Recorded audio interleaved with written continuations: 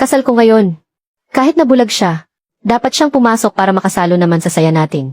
Papasukin mo siya para makakain naman. Senyorito, pumanaw na po ang matandang amo. Sa inyong lahat, hindi na tuloy ang kasal ngayon. Kanselado na ang kasunduan namin sa kasal ni Ekingsu. Zhaoyan, ano bang balak mong gawin? Hindi pa ba sapat ang linaw ng sinabi ko? Kanselado na ang kasunduan natin sa kasal. Hindi na tuloy ang kasal. Wala nang kasal. Pero ang kasunduan natin galing kay Lolo. Patay na ang matandang hukluban na iyon.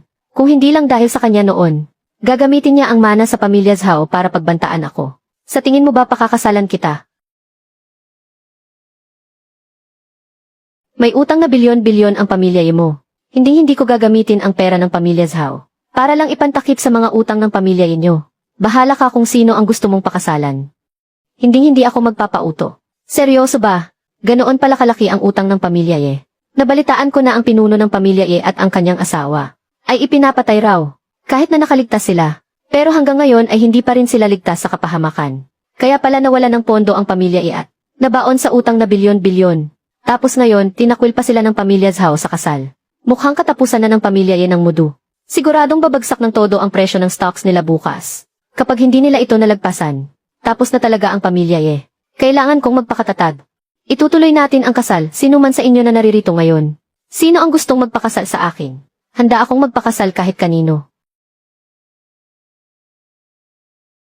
Kung sino man ang makakasalo ng bulaklak, siya ang papakasalan ko. Ako, si Ekingsu, ay nangangakong hindi siya iiwan habang buhay. Pagpupugay sa langit at lupa, pagpupugay sa mga magulang. Ngayon naman ay ang pagpasok ng bagong kasal sa kanilang silid. Ikaw, handa ka bang pakasalan ako? Bulag ako. Wala akong pakialam. Isang bagay lang ang itatanong ko. Payag ka bang magpakasal sa akin ngayong araw? CJ, mga panauhin, magpapatuloy ang kasal. Ako si Ekingsu, ngayong araw na ito, ay tuluyan ng puputol ng ugnayan sa pamilya Zhao. Madam, narinig ko po sa kanila na nagpakasal daw po kayo sa isang pulubi. At isa pa raw pong bulag. Madam, bakit naman po kayo nagpakamartir ng ganyan? Kasalanan to lahat ni Zhaoyan. Gusto talaga nilang pabagsakin ang pamilya Ye. Ayos lang, tapos na yun. Gagamitin ko ang sarili kong lakas para ibangon muli ang pamilya Ye. Pero hindi mo naman kailangang. Madam, may iba pa po tayong bisita sa bahay. Hindi siya ang lalaking pinakasalan ko ngayong araw. Salamat. Hindi ako dapat ang magpasalamat sa iyo. Huwag kang mag-alala, may utang man ang pamilya Ye ngayon. Pero ako si Ekingsu, tinutupad ko ang aking pangako. Hindi kita bibigyan. Kanina noong madungis pa siya, hindi ko napansin ang hubog ng mukha at katawan na ito. Siya nga ba talaga ang basta-basta ko lang napulot na asawa? Hindi ko pa nga pala na itatanong sa iyo. Ano ang pangalan mo? Qin Yuan. Madam Ye, naniningil na naman po ng bayad ang supplier natin. Kapag hindi pa raw po natin binayaran, ititigil na nila ang pagpapadala ng mga hilaw na materyales natin. Sige na, ako na ang bahala rito. May problema ba? Huwag mong alalahanin ang mga problema ng pamilya Ye. Gagawa ako ng paraan para malutas ito. CJ, Madam, naihanda na po ang silid para sa inyong asawa. Salamat sa tulong mo, kahit nakasal na tayo. Pero may mga bagay na hindi pa ako handa ngayon. Pwede bang pakiusap? Bigyan mo muna ako ng kaunting oras para maghanda. CJ. Tito Xiao, nakauwi na po pala kayo sa bansa. Xiao Oxuy, nabalitaan ko ang lahat ng nangyari. Ang lakas ng loob ng lalaking iyon mula sa pamilya Zhao na kanselahin ang kasal sa harap ng maraming tao. Susugurin ko sila ngayon din at gigibain ko ang bahay ng mga Zhao. Huwag na po, Tito Xiao. Nakalipas na po iyon. Kahit wala ang pamilya Zhao, kakayanin ko pa ring itaguyod ang pamilya Ye. Napakabait mo talagang bata. Ay nga pala, Tito Xiao. Siya po ang asawa ko, si Qin Yuan. Nabalitaan ko nga, para lang maprotektahan ang dangal ng pamilya Ye. Nakipagkasal ka sa isang pulubi at ang masama pa rito. Siya kilala niya ba ako? Wala talaga akong maalala tungkol sa kanya. Tito Xiao, okay lang po ba kayo? Wala naman, tinitingnan ko lang ang mga mata niya. Mukhang hindi naman siya ipinanganak na bulag. Maunlad na ang medisina ngayon. Subukan mo siyang ipatingin sa ospital. Baka sakaling may pag-asa pa siyang makakita. Xiao Oxuy, mauuna na ako. Kapag may kailangan ka, huwag kang mag-atubiling magsabi sa akin. Maraming salamat po, Tito Xiao. Kaibigang Ye, napakaswerte talaga ng pamilya mo. Ang anak mo, mukhang napulot at naiuwi pa ang kilalang tagapagmana na iyon. Sa ganitong paraan mapapanatag na ang loob ko. Matalas din ang isip ng matandang ito. Qin Yuan, ikutin muna kita para masanay ka rito sa loob ng bahay. Pinakiusapan ko na si Aling Wang. Nabaluti ng malalambot na proteksyon ang lahat ng kanto at hagdanan. Para kahit wala kami rito sa bahay, hindi mo kailangang mag-alala na mabagok o masaktan ka. Salamat. Tungkulin ko iyon. Kahit unang araw pa lang nating kilala ang isa't isa. Pero mag-asawa na tayo ngayon. Senyorito, ang mga natitirang tauhan ng ikalawang Don Qin ay tuluyan ng nalipol at inutusan ako ng matandang master na makipag-ugnayan sa inyo para alamin ang inyong kinaroroonan. Magpapadala ang pamilya ng pinakamarangyang sundo para iwi kayo. Huwag na. Pero senyorito, kasal na ako. At nakatira ako ngayon sa bahay ng asawa ko. Ano, senyorito? Kayo kaya ang tagapagmana ng numero unong pamilya sa buong mundo. Ang mga pinaka-elitistang pamilya mula sa iba't ibang dako ay naghahangad na makasama sa pamilya Qin sa pamamagitan ng kasal. Paano ninyo nagawang? Tumahimik ka nga. Huwag mo muna akong kukulitin ngayon. Senyorito, sabi ng inyong ama, kung hindi kayo babalik, tatanggalan niya kayo ng karapatan bilang tagapagmana ng pamilya Qin. Mukhang problema ito. Ang pagiging matigas ang ulo ng tatay ko. Kapag nagpasya ay wala ng urungan. Paano ko kaya ito ipapaliwanag sa asawa ko lang sa papel? Qin Yuan, dinalhan kita ng pamalit na damit. Diyos ko, bakit ganoon ka perpekto ang katawan niya? Grabe talaga, grabe talaga, grabe talaga. Nakakuha yata ako ng ginto rito ah. Ang asawa ko lang sa papel. Sobrang mahiyain naman pala. Qin Yuan, paano ka nakapasok sa kwarto ko? Muntik ko nang malimutan na hindi pala nakakakita si Qin Yuan. Cellphone mo. Salamat, may sinasabi ka kanina. Wala naman, kung paaalisin ko siya ngayon. Baka kung ano pa ang isipin niya. Sa bagay, hindi naman siya nakakakita. Ang asawa ko lang sa papel. Ang sexy pala ng katawan niya. Ito ay. Hindi ako pwedeng pumunta sa ospital. Salamat kung sakaling magkaproblema ka. Kunin mo ito. Pumunta ka sa Tanggong Manor 66 at hanapin mo ako. Ang taong nagligtas sa akin 10 taon na ang nakakaraan. Siya pala talaga.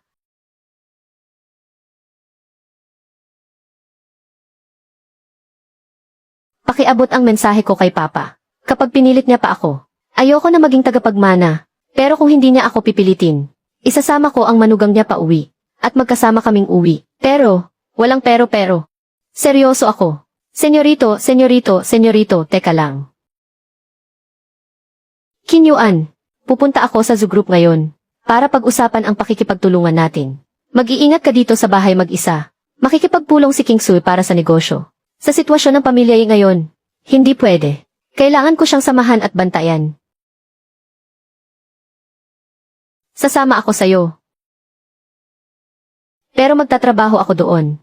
Hindi ba taalis si Aling Wang para alagaan sina Papa at Mama? Walang maiiwan dito sa bahay. Hindi ko pa kabisado ang paligid dito. Huwag kang mag-alala. Mananatili lang ako sa tabi mo. Hindi ako lalayo. Hindi pa tapos lagyan ng pading ang mga pader sa bahay. At wala rin si Aling Wang sa bahay. Paano kung may mangyaring masama sa kanya? Sige na nga, tutal pagkatapos natin sa zoo group. Dadalhin kita sa ospital para magpatingin. Tama si Titok Xiao. Baka sakaling ang mga mata mo ay may pag-asa pang makakita muli. Qin Yuan, dito ka muna maghintay sa akin. CJ. President Yi, nasa opisina po si President Su at naghihintay sa inyo. Sumama na rin po kayo, Mr. Qin. Teka, ito ang gusto ni President Su. CJ. Pupunta muna ako sa banyo. Ang resulta ng pinapaimbestiga ko sa iyo. Naimbestigahan ko na po. Ang tatay ni Ye Qingsu na si Ye Qingfeng. At ang nanay niya. Nabangga silang dalawa ng malaking truck kamakailan lang. Pinatay agad ang driver sa mismong lugar para patahimikin. Nawala ng pondo ang pamilya Ye. Sinong may gawa nito? Kasalukuyan pa pong iniimbestigahan, Senorito. Ilang buwan na ang nakalipas mula nang mangyari ito. Kaya napakahirap na itong imbestigahan ngayon. Gaano katagal? 3 araw. Sa loob ng 3 araw, tiyak na malalaman ko ang resulta. Sa sitwasyon ngayon ng pamilya Ye, mukhang mahihirapan si Xuer na makuha ang kontrata. Kailangan kong pumunta doon para tingnan. President Zhou, dumating na po si President Ye. President Zhou, pasensya na po kung pinaghintay ko kayo. Hindi naman matagal. Ang maghintay sa isang napakagandang tulad mo, President Ye. Kahit gaano pa katagal ay hindi ako mainip. President Zhou, tungkol sa kontratang napag-usapan natin noon. Gawa na po ang kontrata, pakitingnan na lang po. Hindi muna kailangang madaliin ang kontrata. Huwag nating madaliin ang kontrata. Basta ba ikaw, Presidente, ay kayang ibigay ang mga gusto ko. Hindi lang isang kontrata, kahit 10 kontrata pa. Kaya pa ring pirmahan ng Zoo Group kasama mo. Nagbibiro lang po kayo, President Zoo. Hindi ako nagbibiro, Presidente. Mga adult naman na tayo. May mga bagay na, hindi ko na kailangang sabihin pa ng diretsahan. Gusto ba niyang mamatay? Hindi pwede. Kapag kumilos ako ngayon, malalaman ni Xuer na nagpapanggap lang akong bulag. President Zhu, ano pong ginagawa ninyo? President Ye, huwag ka nang magmaang-maangan pa. Ang pamilya Ye mo, kung wala ng tulong pinansyal mula sa pamilya Zhao, paano niyo pa kayang magpatuloy? Ikaw, ang pakikipagtulungan niyo sa Zoo Group, ang tanging natitirang pag-asa ng pamilya Ye. Sa madaling salita, ang buhay mo, Ye Qingsu, ay nasa aking mga kamay. Kaya mo ngang magpakasal sa isang bulag na pulubi. Tapos ngayon magpapakalinis-linisan ka pa sa harap ko. Zhu, mag-ingat ka sa mga sinasabi mo dahil nandito ang aking asawa. Siya, ni hindi nga siya karapat-dapat. Ang pakikipagtulungan sa Zoo Group ay napakahalaga nga sa pamilya Ye. Pero ako, si Qingsu, dahil kasal na ako kay Qin Yuan, hindi ko gagawin ang anumang bagay na magtataksil sa kanya. Ye Qingsu, huwag ka nang magpakipot. Kapag nalugi ang pamilya Ye, ang kahihinatnan mo. Alam kong alam mo na kung ano ang mangyayari kahit hindi ko sabihin. Wala kang pakialam. Ihasew. Sa oras na mabangkarote ang pamilya Ye, ang mansyon mo, sports car at kumpanya nyo, ay kukunin at ipapasara lahat. At kapag nangyari iyon, baka matulad ka lang sa bulag mong asawa, na umaasa sa pamumulot ng basura para mabuhay. Habang ngayon naman, kung susundin mo lang ako at pagsisilbihan ng mabuti, kaya pakitang tulungan, para mapanatili ang marangya mong pamumuhay. Mukhang tungkol sa pakikipagtulungang ito. Wala talagang balak makipagtulungan ang Zoo Group. Ang Zoo na ito, ginagamit lang ang negosyo bilang dahilan, para lamang makuha ako. Hindi ako pwedeng manatili rito ng matagal. Alis na ako, Zhu. Sana ay matuto kang rumespeto. Qin Yuan, tara na. Sinabi ko bang pwede ka nang umalis? Ano ba, bitawan mo ako. Tinatawag lang kitang President Ye. Pero akala mo naman talaga, kung sino ka na. Babagsak din ang pamilya inyo balang araw. At kapag nangyari iyon, mapipilitan ka ring ibenta ang sarili mo. Kaya habang malinis ka pa, paligayahin mo muna ako. Subukan mo lang. Binibigyan na nga kita ng mukha, ayaw mo pa. Dito sa teritoryo ng aking Zoo Group, bakit naman ako matatakot? Gagawin ko to ngayon, sa mismong harap ng bulag mong asawa, para malaman mo kung paano kita pupwersahin. Wala naman siyang makikita. Ha ha ha. Tama na. Ano ba? Bitawan mo ako. Mga tauhan ko. Dito sa teritoryo ng aking Zoo Group, gusto mo na bang mamatay? Mga tauhan ko. Zhu Haitao, tama. Ang lakas din ng loob mo. Na pag nasaan ang asawa ko, si Qin Yuan, hindi ka karapat-dapat. Qin Yuan ang pamilyang Qin. Qin Yuan. Tumigil kayong lahat. Huwag kang matakot. Umalis muna tayo rito. Tayo na. May gana pa kayong manggulo sa teritoryo ng Zoo Group. Akala nyo ba wala kaming silbi rito? Hayaan nyo silang umalis. Malaking problema ito. Wala na rin ang huli nating kasosyo. Katapusan na talaga ng pamilya Ye. Napakalubha ng sugat ni President Zhu. Tiyak na hindi nila ito papalagpasin ng ganoon kadali. Huwag kang mag-alala, Xuer. Hindi babagsak ang pamilya Ye. At para naman kay Pangulong Zhu. Lesiu. Manang Wang, lumabas ka muna. May kailangan lang akong sabihin kay Qin Yuan. Qin Yuan, salamat sa ginawa mo ngayon. Bakit ka nagpapasalamat? Asawa kita. Karapatan at tungkulin kong protektahan ka. Pero sa susunod, hindi mo na pwedeng. Hayaan mo na lang. Huwag kang matakot. Hanggat nakatayo pa ang pamilya Ye, ang Zoo Group, ay walang lakas ng loob na saktan ka. Pagod ka na, magpahinga ka muna.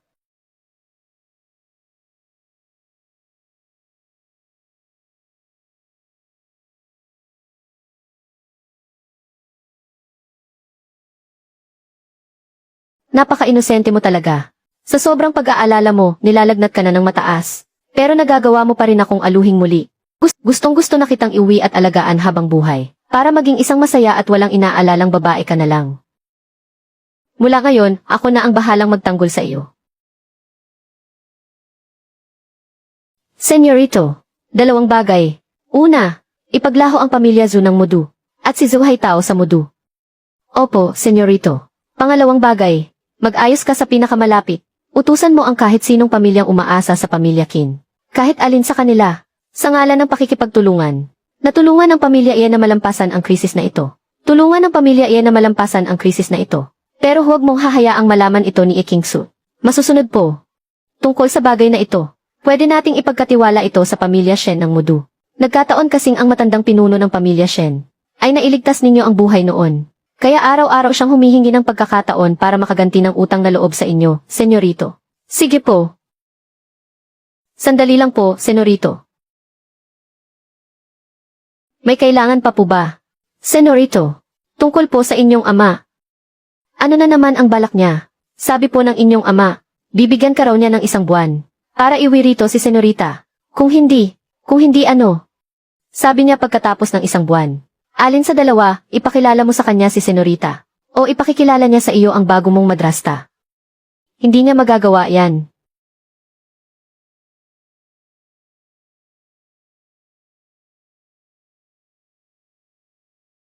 At hindi rin natin alam ang paghihiganti ng pamilya Zhu kung kailan darating. Sana naman magkaroon pa ng mas maraming oras. Bakit? Anong nangyari? President Ye, may malaking nangyari. Anong nangyari?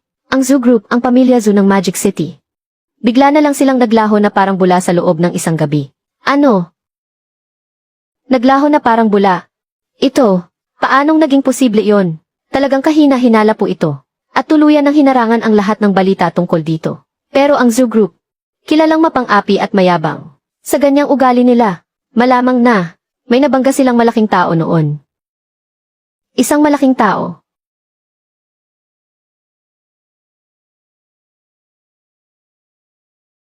Posible kayang, hindi impossible. Paanong magiging si Qin Yuan yon? Zhu Group kaya ang kalaban nila. President Yi, pupunta po kayo sa airport mamayang hapon para sunduin ang matalik ninyong kaibigan na si Lu Qinghe. At base sa inyong schedule, may kalahating oras na lang ang natitira. Sino yan? Lu Qinghe. Qin Yuan, anong nangyari sa'yo? Wala to. Qin Yuan, curious talaga ako. Kahapon nung pinalabas mo si President Zhu, ano ba talagang sinabi mo sa kanya? Para hayaan niya tayong makaalis ng ganoon na lang. Sinabi ko sa kanya, na isa akong bulag, at dating pulubi. Kapag ginalaw ka niya, buhay ko ang ipapalit ko sa buhay niya. Takot mamatay ang mga mayayaman, habang ang buhay ko naman ay walang kwenta. Huwag mong sabihin yan tungkol sa sarili mo. Ay, kabababa ko pa lang ng eroplano. Pinapakain niyo na agad ako ng matamis na lambingan niyo. Kapag nagbiro ka pa ng ganyan, patay ka talaga sa akin. Qin Yuan, sabi sa internet, ang bulag na pulubing pinakasalan ni Xur. Ay siya. Hayop ka. Itinuring pa naman kitang parang totoong kapatid. Tapos nagpanggap ka lang palang bulag para pormahan ang matalik kong kaibigan. Xiao He, anong nangyari sa'yo? Wala lang to. Na-excite lang akong makita ka. Kaya medyo naging emosyonal ako. At siya nga pala, hindi ko pa pala siya na ipakikilala sa'yo. Asawa ko si Qin Yuan. Nakita ko na siya dati. Nakakita na ako ng mga litrato niya sa internet. Pero hindi ko akalain na kumpara sa mga litrato niya, ay medyo iba pala siya. Ngayong maayos na ang hitsura niya. Masasabi kong may itsura naman pala siya. Xiao He, mukhang hindi ikaw yan ah. Paanong hindi ako yan? Ang talas kaya ng dila mo tapos ngayon marunong ka ng pumuri ng tao.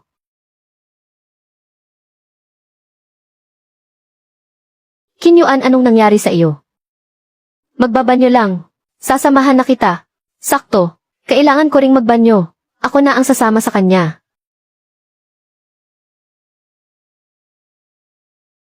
Bakit parang magkakilala sila? Lu Qinghe, anong kalokohan ito? Qin Yuan, ako nga dapat ang nagtatanong sa iyo. Anong pakulo mo? Iniwan mo ang magandang buhay bilang prinsipe ng pamilya Qin. Tapos nagpanggap kang bulag dito para lokohin ang best friend ko. Binabalaan kita. Subukan mo lang saktan si Xur. Makikipagpatayan talaga ako sa iyo. Asawa ko si Xur. Mahal na mahal ko nga siya. Bakit ko naman siya sasaktan? Dapat lang. Ikaw na nga lang tong walang jowa. Tapos nakikialam ka pa sa buhay mag-asawa ng iba. Ininsulto mo pa ako. Isusumbong talaga kita kay Xuer. Subukan mo lang.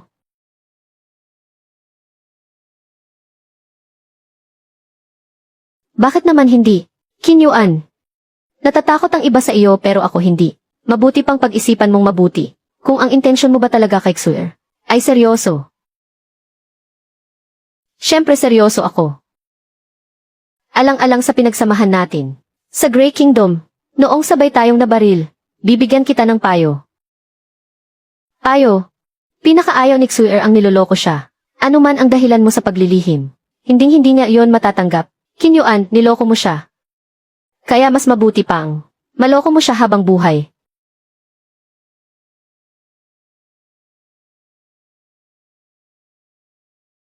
Mas mabuti pang maloko mo siya habang buhay. Dahil kung hindi, mawawala siya sa iyo magpakailanman. Xiaohi. Bakit parang pakiramdam ko? Kilala mo si Qin Yuan? Sige, pinagdududahan mo na ako ngayon. Nakalimutan mo na bang 7 taon akong nasa ibang bansa? At ngayon lang nga ako nakabalik eh. Sa bagay, may punto ka. Xuer. Noong nag-aaral pa ako sa ibang bansa, katabi lang ng school ko ang isang medical school. Marami rin akong naging kaibigan doon. Dahil madalas kaming magkasama. May natutunan din akong kaunting kaalaman sa kanila. Sa tingin ko sa mga mata ng asawa mo, hindi naman mukhang permanente ang pagkabulag niya. Ganoon din ba ang tingin mo? Mabilis na ang pag-unlad ng medisina ngayon. Pwede mo siyang dalhin sa ospital para magpatingin. May iba na ring nagsabi sa akin ng ganyan. Noong dinalaw ako ni Tito Xiao, nabanggit niya rin sa akin iyan. Siya nga pala, Xuer, nabalitaan ko lang ang nangyari sa pamilya eh. Bakit hindi mo agad sinabi sa akin? Xiaohe, ayoko lang kasi na mag-alala ka.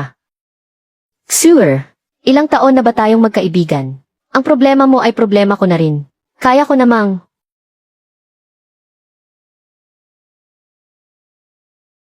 Pwede kong pakiusapan ang law group namin, na direktang makipagtulungan sa pamilya ininyo, para matulungan kayo sa kagipitan ninyo ngayon. Papayag kaya si Tito Luo sa ganyan? Misis ka na kaya ng pamilya Qin? Kapag sinabi ko sa kanya ito, sa ugali ni Papa na sumasabay lang sa agos, paanong hindi siya papayag? Qin Yuan, pirmahan na ang kontrata sa law group. Mabuti naman. Sa wakas makakahinga na rin ng maluwag ang pamilya eh. Ang mga sinabi ba ng lalaking iyon na si Lo Qinghe, ay totoo nga ba talaga? Kung malalaman ni Xuer na nagsinungaling ako sa kanya, magagalit kaya siya sa akin? Qin Yuan. Binabati kita. Qin Yuan, ang mga mata mo. Kanina lang, aray, ang sakit. Ang sakit ng mga mata ko. Qin Yuan, anong nangyayari sa iyo? Pupunta na tayo sa ospital ngayon din.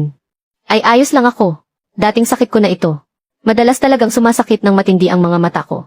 Baka dahil lang hindi ako nakapahinga ng maayos nitong mga nakaraang araw. Mabuti naman kung ganoon.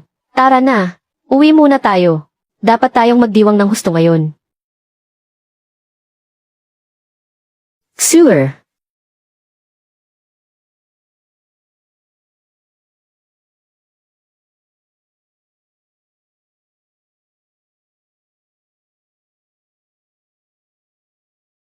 Saan nanggaling ang walang modong hampas lupang ito? Hindi ba alam ng asong ito na huwag humarang sa daan? Kaya naman pala, ang basurang tinanggihan ko sa kasal.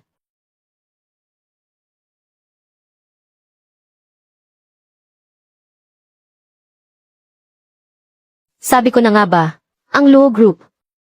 Kung bakit bigla nilang kinansela, ang pakikipagtulungan sa pamilya Zhao. Kaya naman pala ikaw ang palihim na naninira sa likod namin. Yi Qingsu, ang lakas ng loob mong harangan ang kabuhayan ng pamilya Zhao. Naghahanap kayata ng kamatayan.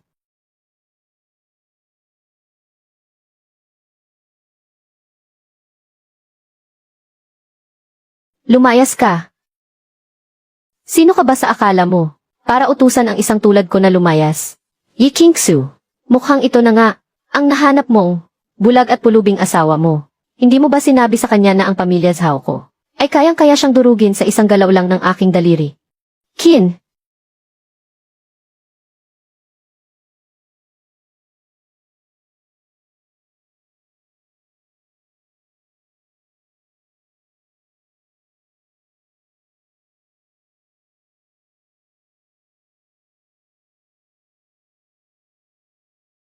Kahit hindi maganda ang pinagmulan ni Qin Yuan. Pero tuwing nalalagay ako sa panganib, lagi siyang humaharang para sa akin ng walang pag-aalinlangan. Ganoon din ang nangyari noong nakaraan sa Zoo Group. Tama na Qin Yuan. Gusto mo ba sa mismong lobby ng aking Luoshi Group makapatay ng tao? Kapag itinuloy mo pa iyan si Zhao Yan na isang lampa, ay mapapatay mo na ng tuluyan. Buti nga sa kanya sino siya para apihin si Xue.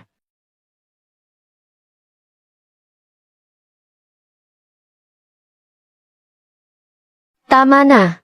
Umalis na muna kayo. Ang mga natitirang bagay, ako na ang bahala.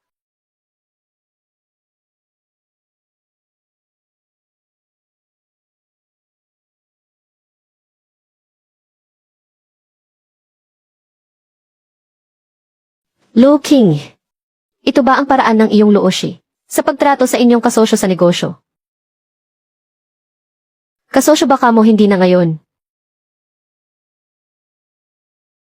Ang ginawa mong pagpapahiya kay Xue, hindi ko pa ito pinapalampas sa iyo. Kung ayaw mong mamatay, huwag na huwag mong gagalawin si Xue. Nasaan ang mga tauhan ng pamilya Zhao? Kunin niyo ang inyong amo at lumayas na kayo rito.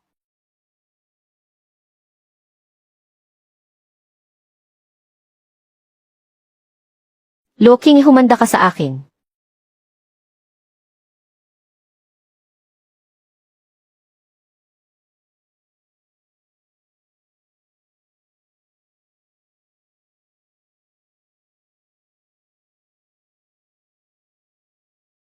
May problema ba? Salamat sa ginawa mo ngayong araw. Asawa kita, kaya tungkulin kong protektahan ka.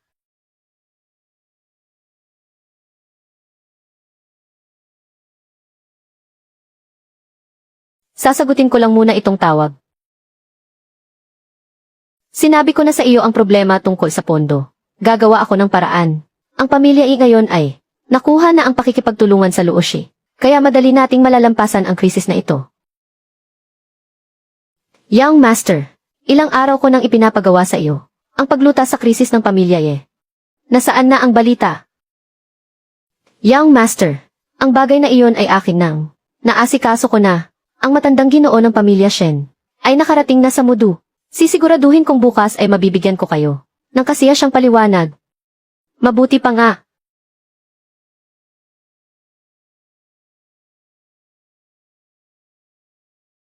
Senyorito, nagbigay na ang matandang amo ng huling babala na kapag hindi ka pa bumalik, ilang araw pa lang naging pinuno ng pamilya Qin, ay nagmamayabang na agad. Soan pumunta ka at paalalahanan mo siya. Paalalahanan mo siyang huwag kalimutan na kaya kong patayin si Qin at paupuin siya bilang pinuno. Kaya ko ring bawiin ang lahat sa kanya kahit kailan. Masusunod po, boss.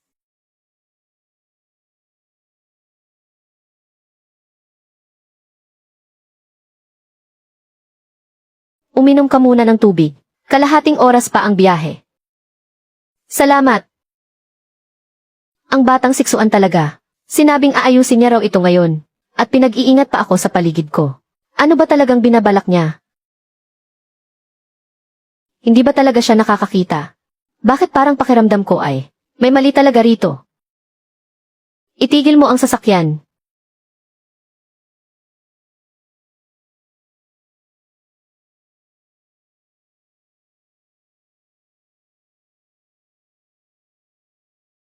Xue.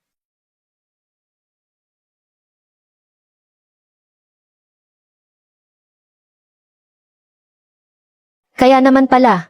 Pero, matanda na talaga si Lolo Shen. Baka naman may mangyaring hindi maganda sa kanya. Sir, mag-iingat po kayo.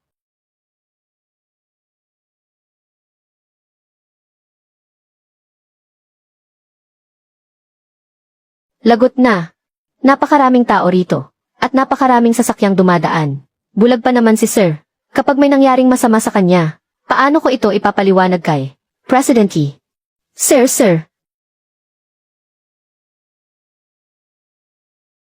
Senyorito, gising na po. Anong nangyari? Ang matandang pinuno ng pamilya Shen ay mahina ang puso. Pagkatapos naming mag-usap, nagdesisyon kaming gamitin ang paraang ito para magkakilala sila ng batang misis. Ang kasalukuyang pinuno ng pamilya Shen na si Shen Ziyuan ay kilalang kilala sa pagiging mapagmahal na anak. Dahil dito, magiging makatwiran ang lahat. Magaling ang ginawa nyo. Senyorito, hindi ko po maintindihan. Kung gusto ninyong tulungan ang batang misis, pwede naman kayong direktang kumilos. Kahit hindi pa gamitin ang yaman ng pamilya Kin. Nakakalat sa buong mundo ang mga sarili ninyong negosyo. Bakit kailangan nyo pang gawin ito? Kailan ka pa? Naging ganito kadaldal. Masyado kang mausisa. Gusto mo bang ibalik kita sa Grey Country para mamasyal doon ng ilang araw? Mali po bossing, napadaldal lang ako. Sino ka? Anong gagawin mo sa amo naming lalaki?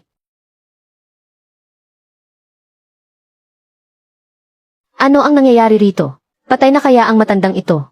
May tutulong ba sa akin dito? Tumulong? Paano kung maperwisyo pa tayo sa panahon ngayon?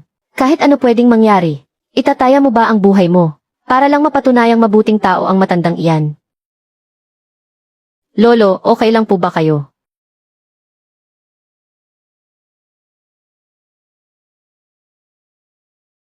Dito nga, dalian nyo.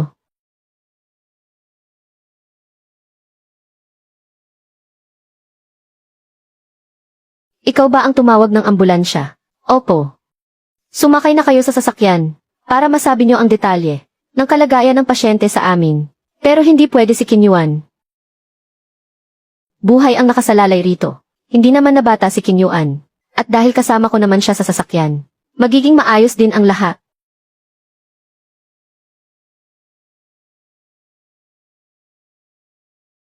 Tiyuzhang, nagkakamali po kayo. Nag-alala lang po ako kanina kung nasaan si Xuer. Kaya pagkababa ko ay muntik na akong masagasaan. Tinulungan niya ako. Kakatanong lang kanina. Laka ng sasakyan natin. Ganoon pala, maraming salamat. Maliit na bagay lang iyon.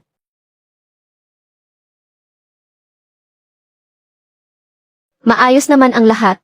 Magpadala ng tao para sabihan si Shen Ziyuan. Sige, nga pala, pakisabi kay Tian. Nakita ko si Mrs. kanina. Mas maganda sa kanya. Bagay na bagay silang tingnan kasama si Senyorito. Sabihin mo sa kanyang sumuko na siya.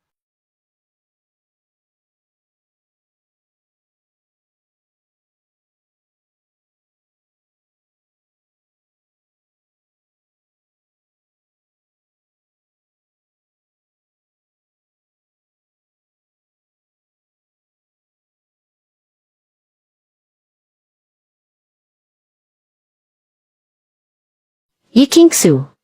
Ikaw na naman.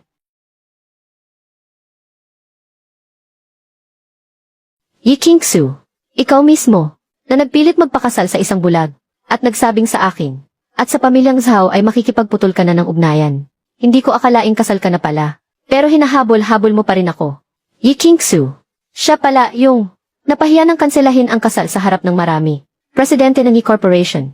Kasal na nga, pero sa dati pa rin niyang fiance. Hindi pa rin siya makamove on. Wala talaga siyang hiya. Mukhang wala ng pera ang pamilyang Ye. Kaya gumagawa siya ng paraan para kumapit sa pamilyang Zhao. Maayos na ang lagay niya. Nasaan ang pamilya ng pasyente, pwede nang magbayad sa counter.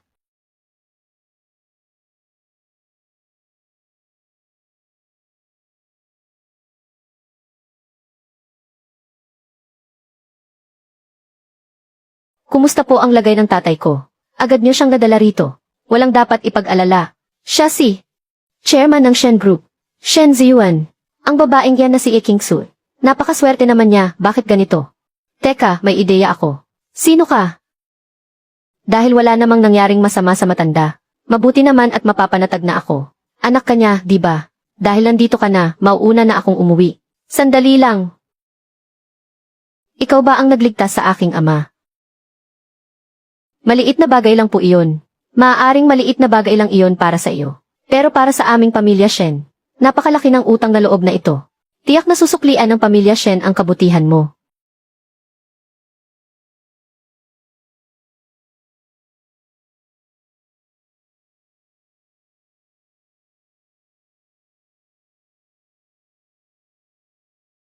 Nagbayad lang naman ng bayarin. Bakit ang tagal mo?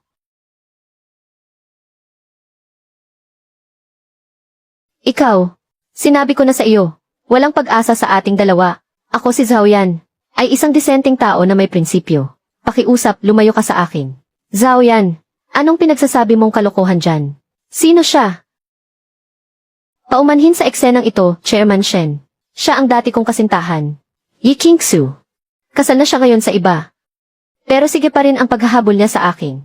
Sawang-sawa na ako sa pangulit niya. Kaya pinapunta ko lang siya para magbayad, hindi ko akalain. Sobra naman talaga ang Zhaoyan na ito. Nagawa niya pang... Chairman Shen, hindi po ganoon iyon. Ako po ang nagdala kay Lolo rito sa ospital. Ako, Yi King-su. Sobra naman ang kapal ng mukha mo. May utang na bilyon-bilyon ang pamilya mo. Kanina lang ay nagmamakaawa ka sa akin. Ngayong alam mo nang mayaman si Chairman Shen. Nagsisinungaling ka na naman para umangkin ng kredito. Ikaw, anong ikaw ka riyan? Nakita ng lahat. Kanina lang ay nangulit ka pa sa akin. Papa, tingin ko tama naman ang sinabi ni Zhaoyan. Tingnan mo to. Ito ang mga komento sa internet nitong mga nakaraang araw. Baon nga sa utang ang pamilya Bihira ko lang pagtuunan ng pansin ang mga ganyang bagay. Iha! Hindi ko alam kung paano ka. Pinalaki at tinuruan ng pamilya mo. Pero kaming mga Shen, pinakaayaw naming niloloko kami.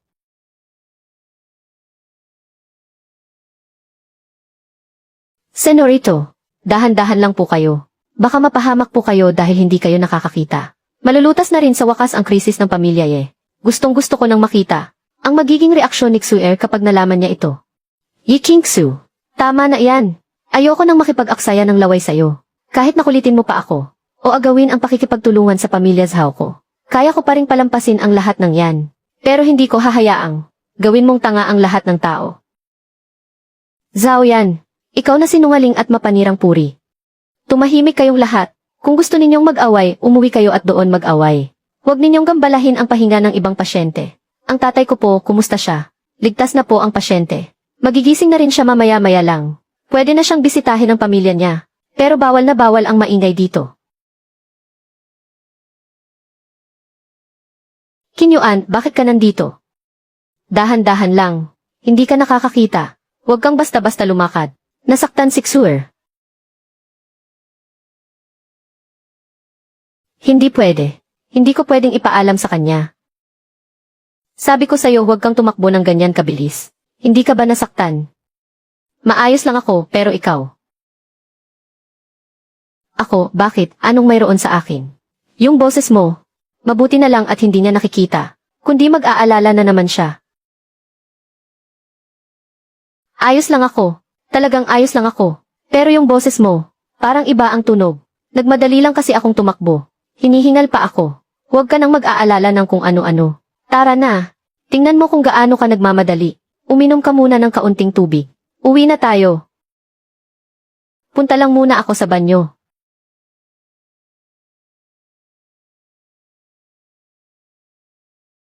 Kumusta ang senyorito?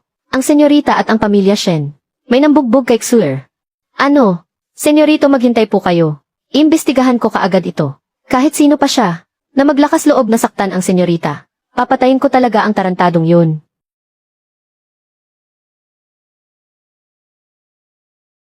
Nalaman ko na po. Senyorito. Si Zhaoyan po. Inangkin niya ang kredito sa nagawa ng senyorita. At sinaktan pa niya ang senyorita. Zhaoyan. Naglakas loob talaga siyang saktan si Xuer. Huwag kayong mag-alala senyorito sa loob ng 1 oras. Buburahin ko ang pamilya Zhao sa lungsod. Hindi na kailangan. Senyorito. Hindi ganyan ang estilo ninyo senyorito. Noong nandoon pa tayo sa mundong madilim, tinraidor ang mga tauhan natin. Mag-isa lang siyang sumugod. At pinagpapatay sila. Sakutan ng mga kaaway. Bakit ngayon parang iba na? Masyadong madali ang mamatay para sa kanya. Senyorito. Huwag mo na itong pakialaman. Ako na mismo ang aasikaso nito. Bakit ba kailangan ko pang magpanggap na bulag? Nakakainis talaga. Grabe ang sugat ni Xuer. Pero hindi ko man lang siya magawang alalahanin. Yuan, may problema ba? Pasensya na. Xuer, nag-iisip kasi ako. Kung hindi lang sana ako bulag. Napakabuti sana. Bakit mo naman nasabi iyan? Wala naman. Pakiramdam ko lang kasi ay nakakahiya ako sa iyo. Hindi kaya totoo iyan. Makinig ka sa akin. Yuan, simula noong araw na ikinasal tayo. Hindi kita kailanman itinuring na pabigat, at hindi ko ikahihiya ang makasama ka. Hindi ko alam kung bakit. Ganyan ang tingin mo sa sarili mo. Pero sa puso ko, mula noong lumaban ka para protektahan ako. Hindi. Mula noong tanggapin mo ang palumpo ng bulaklak, at sumumpa ka sa kasal kasama ako. Mula sa mismong sandaling iyon, ikaw na talaga ang aking asawa. Napakawalang kwenta ko talaga. Senyorito, si Shen Ziyuan ay para sa upang pasalamatan si Zhao Xing sa pagliligtas sa kanyang buhay, ay pumirma ng kasunduan sa pamilyang Zhao na nagkakahalaga ng 1 bilyong piso at nakapirma na silang dalawa sa kontrata. Ang lakas naman ng loob ng pamilyang Shen. Maging aso man lang ay hindi pa marunong. Kaya wala na ring silbi kung bubuhayin pa ang asong ito. Suan alam mo na ang dapat mong gawin.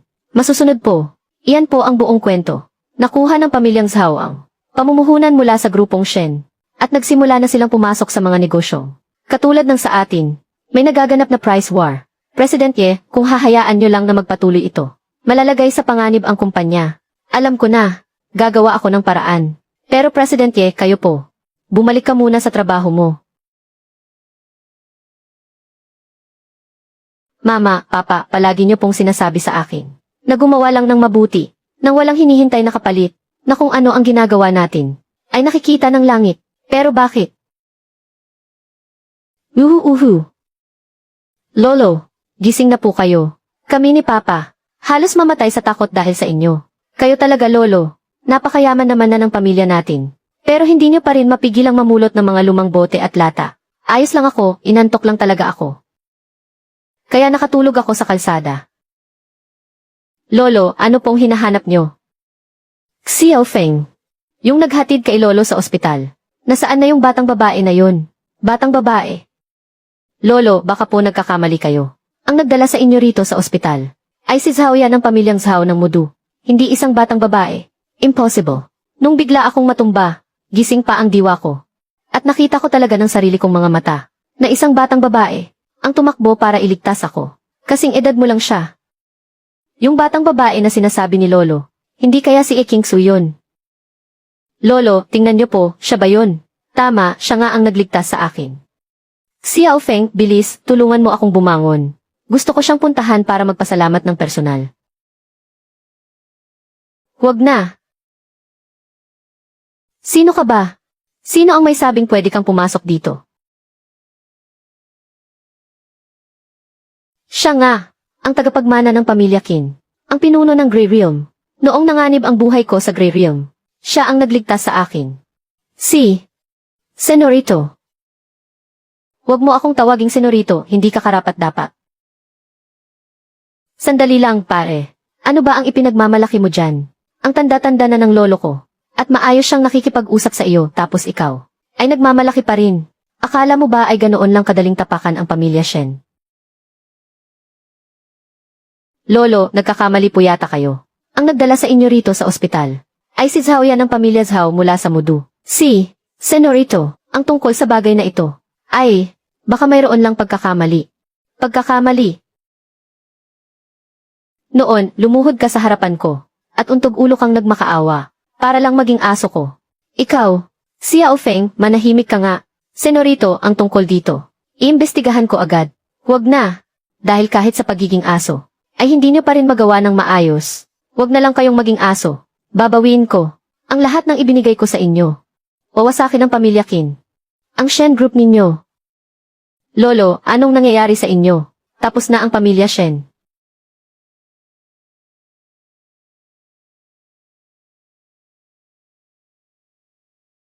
President Ye, may malaking balita. Anong nangyari? Ang Shen Group, simula kanihang tanghali. Sabay-sabay na gumuho ang 3 pangunahing industriya sa ilalim ng pangalan nila. Ano? Hindi lang iyan ang nangyari. Lahat ng mga namumuhunan sa Shen Group ay sabay-sabay na nagbawi ng kanilang pera. Sa loob lang ng isang hapon, tuluyan ng nabangkarota ang Shen Group. At ang Shen Group na ito, kaninang tanghali lang, ay nakipagtulungan sa pamilyang Zhao para opisyal na kalabanin ang Yi Group. Pero bago pa man natapos ang hapon ay tuluyan na silang bumagsak. Noong nakaraang beses, ganito rin ang nangyari sa Zhu Group. Bigla na lang silang naglaho na parang bula. Kung isang beses lang, pwede pa nating sabihin na nagkataon lang, pero kung paulit-ulit na. Sir Yi, may balita po galing sa ibaba. May isang matandang lalaki, nakasama ang kanyang anak at apo, ang gustong bumisita sa inyo. Gusto raw po nilang magpasalamat sa inyo dahil iniligtas nyo ang buhay nila. Matandang lalaki, pagliligtas ng buhay, sila ba ang pamilyang Shen? Papasukin mo sila rito sa taas.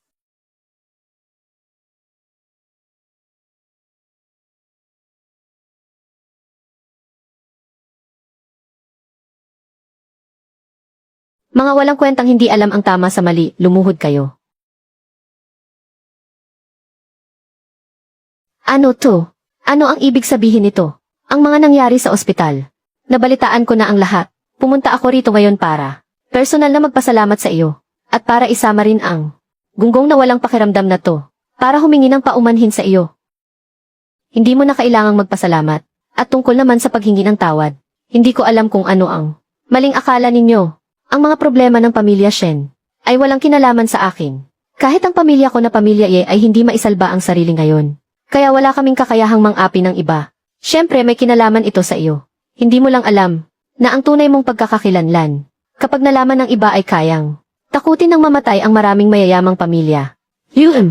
Nagkakamali ka. Ang tungkol sa pamilya Shen ay kami na ang bahala at nakakaalam noon. Pumunta lang ako rito para humingi ng tawad at magpasalamat. Dahil tinanggihan mo naman ito, President Ye. Wala kaming magagawa kundi ang umalis na muna.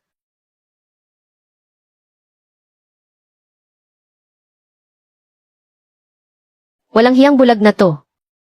Pagbabayarin din kita balang araw.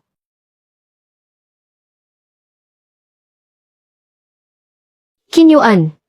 Sabihin mo nga bakit bigla-bigla na lang silang pumunta rito para lang humingi ng tawad. Siguro, nausig lang ang konsensya nila.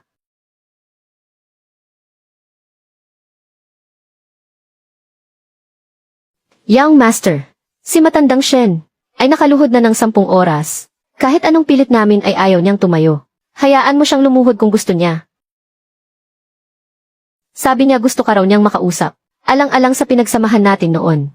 Ang tinutukoy mo ba ay nung iniligtas ko ang buhay niya? At ang pagtulong ko para umunlad ang pamilya niya? Tapos hindi man lang niya inayos ang mga ipinapagawa ko sa kanya.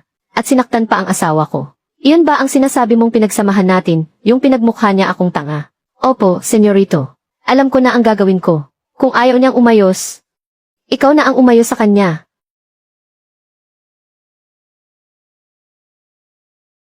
Si Papa. Bakit kaya siya tumatawag? Hello, Pa. Loko kang bata ka, akalain mong kilala mo pa. Na may tatay ka pa pala. Sabihin mo na kung anong kailangan mo. Binibigyan kita ng 1 linggong palugit para umuwi rito sa bahay. Wala akong balak bumalik dyan. Maayos ang buhay ko rito ngayon. Subukan mo lang.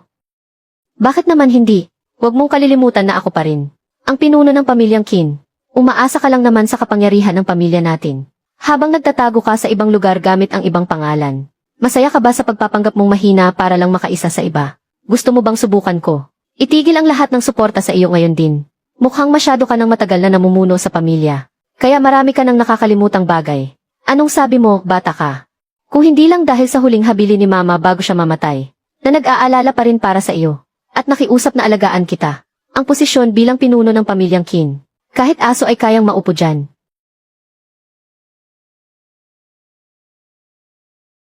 Qin Yuan, akala mo ba kung sino ka na? Kailanman ay hindi ako naging mahina. Gusto mo bang ipaalala ko sa iyo kung paano ka noon pinahirapan ni Kinner na kumaripas ng takbo dahil sa takot at nagmakaawa na parang aso? Ikaw, ang pamilya Qin, babalik din ako. Naghihintay lang ako ng tamang pagkakataon para isama ang aking asawa sa aking pagbabalik. Hindi talaga kita matatalo sa salitaan. 3 araw mula ngayon ang pamilya ay may gaganaping handaan sa sangay sa Jiangnan. Kailangan mong dumalo rito. Handaan. Ito ang pasya ng lupon ng mga direktor at ng konseho ng mga nakatatanda sa pamilya.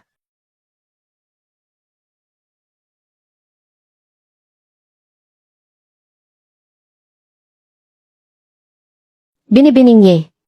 Piramado na ang kontrata. Kung wala namang problema, ang unang bahagi ng pamumuhunan, bago mag-umaga bukas ay, may papasok na sa inyong account.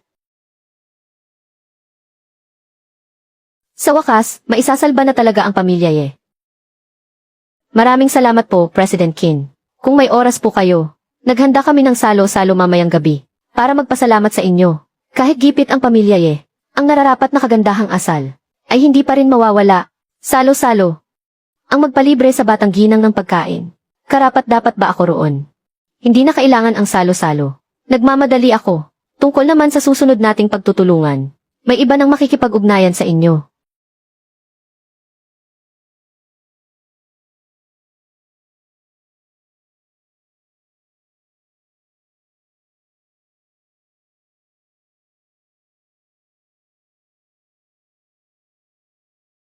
Siguradong nagdududa si Xur. At baka iniisip niyang nananaginip lang siya. Nahirapan talaga siya ng husto. Kapag nakahanap ako ng tamang pagkakataon, ipagtatapat ko na sa kanya ang tunay kong pagkakakilanlan. Qin Yuan, kakain tayo kasama si Xiao He mamayang gabi. Qin Yuan, ano na nangyari sa iyo, okay ka lang ba? Okay lang ako. Pupunta muna ako sa banyo. Bakit si Lu Qinghe na naman? Hindi talaga ako tinatantanan ng taong ito. Di ba sinabi ko na sa kanya, bago ako makipag-usap ng tapat kay Xur, na huwag muna siyang masyadong makikipag-ugnayan sa akin. Sandali pa nga lang ang nakalipas mula noon. Lumitaw na agad ang President Qin na iyon. May utang na bilyon-bilyon ang pamilya Yi ngayon. Siguradong hindi sila mag-invest doon. Hindi naman natin masasabi siguradong ganoon. Nabalitaan ko nga na, para lang sa pera si President niya. Hinahabol-habol pa si Zhao Yan. Napakakapal talaga ng mukha ng babaeng iyan. Baka nga kahit sa harapan ng asawa niya. Nakikipaglaro siya kay President Qin. Ikaw, ang Yi Group, kahit na nasa gitna sila ng matinding krisis ngayon, hindi kailanman kayo pinagdamutan, o kulangan kahit isang kusing sa inyong sahod. Ginagawa ni Xur ang lahat ng makakaya niya, para malagpasan ng kumpanya ang pagsubok na ito. Pero kayo, nandito lang, at pinagsitsismisan siya sa likod niya. Ano bang pinagsasabi mo riyan? Nag-uusap lang kami rito, at wala kang pakialam doon. Tama nga naman, tungkol sa mga bagay sa kumpanya. Ano namang alam ng isang mabahong pulubing tulad mo? Umalis ka na rito ngayon din. Kung hindi, tatawag kami ng gwardiya. Ayon sa patakaran ng kumpanya, hindi ka naman nagtatrabaho rito. Pero nanggugulo ka rito sa loob ng opisina. May karapatan kaming palayasin ka. Alis, alis, alis. Huwag mong isiping dahil lang sumisipsip ka kay President Ye, ay pwede mo na kaming utusan at diktahan kaming mga profesional dito. Ang pulubi ay pulubi pa rin kahit kailan. Kapag hindi ka pa umalis, tatawag kami ng pulis at isusumbong ka naming nang hipo ka.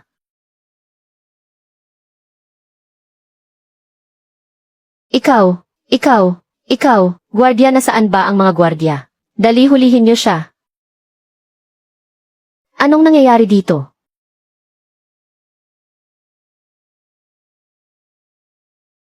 President Yi, nagdala po kayo ng estranghero dito sa kumpanya. Nalabag naman talaga sa patakaran natin. At heto pa ginugulo niya kami. Kaya tuloy ang trabaho namin. Hindi na namin magawa ng maayos. Sila pa talaga ang naunang magreklamo kahit sila ang may gawa. Pero gusto ko ring makita, sa ganitong sitwasyon, kung ano ang pipiliin ni Xur.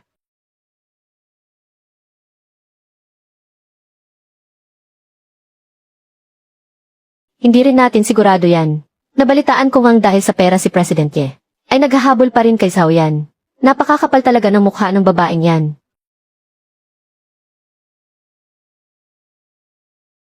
Director Lei, Director Liu. Kayong dalawa ay matatagal ng empleyado rito sa kumpanya. President Yi, ako po. Ang mga pinagsasabi niyo sa likod ko, lahat ng paninirang yan, matagal ko nang alam. Palalagpasin ko sana nung una, dahil kailangan pa ng kumpanya, ng mga tao ngayon. Pero sa pagkakataong ito, sumobra na kayo at tinapakan ang limitasyon ko. Mag-impake na kayo dahil sisisantihin ko na kayo. Sandali lang. Matagal na kaming naglilingkod dito sa kumpanya, at dahil lang sa isang mabahong pulubi na hindi naman natin kilala, ay sisisantihin mo kami agad. Hindi ka ba natatakot na mawala ng tiwala ang lahat sayo? Wala akong pakialam sa nakaraan ni Qin Yuan. Basta ngayon asawa ko siya. Ang sinumang lalait sa kanya, ay para na ring lumalait sa akin. Sino pa ang may reklamo? Sabihin niyo lang ngayon. Gumawa kayo ng sulat at agad ko itong pipirmahan.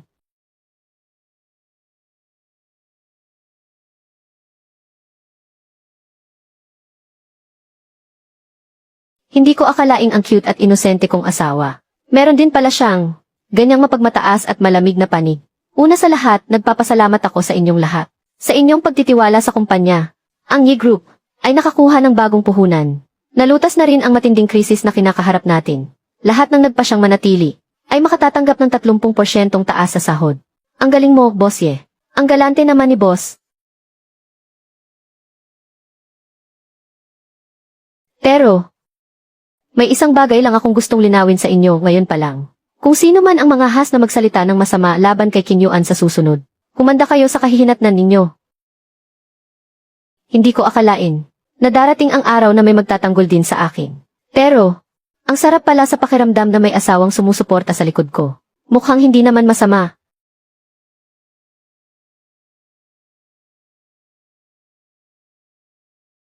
Senyorito, ang mga bagay-bagay ay naayos na. Ayon sa inyong mga utos, mahusay ang pagkagawa mo. Maraming salamat sa papuri, senyorito. Pero may isang bagay lang akong hindi lubos na nauunawaan. Sabihin mo, di ba sinabi ninyo noon, na huwag gagamitin ang sarili nating mga tauhan? Kahit ipaliwanag ko pa, hindi mo rin naman maintindihan. Sabihan mo ang grupong Tian Di Huang, na maghanda na sila. Baka sa lalong madaling panahon, ay may uwi ko na si King Su sa bahay. Talaga po. Siya nga pala. Suyer, may nakontak na ako para sa iyo. Na isang sikat na doktor sa mata. Ang mga mata ni Qin Yuan. Baka magawan pa ng paraan. Talaga? Ikaw talaga? Kailan ba kita niloko? Sabagay, tama ka naman. Ang oras ng pagkikita ninyo ay itinakda ko na sa makalawa. Kukontakin ko kayo pagdating ng oras. Sandali lang. Lo Qinghe, ano bang binabalak mo? Hindi naman talaga ako totoong bulag. Kapag pumunta talaga tayo sa ospital, mabubuking agad ako niyan.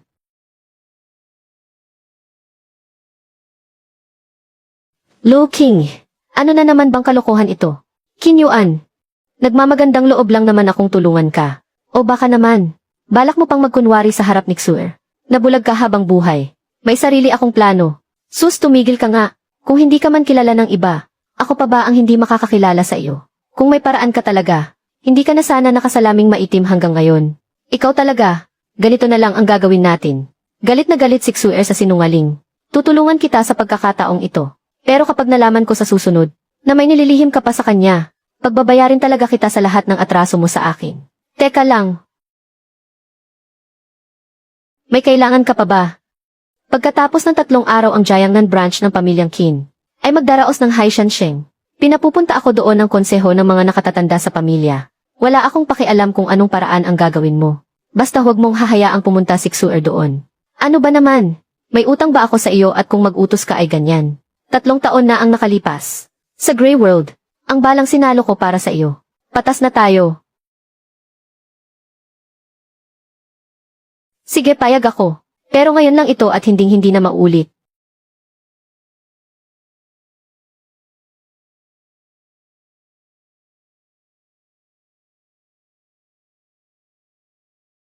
Si Xiaoyan na naman. Bakit ba parang multo ang lalaking ito na ayaw akong tantanan? Huwag mo na siyang pansinin.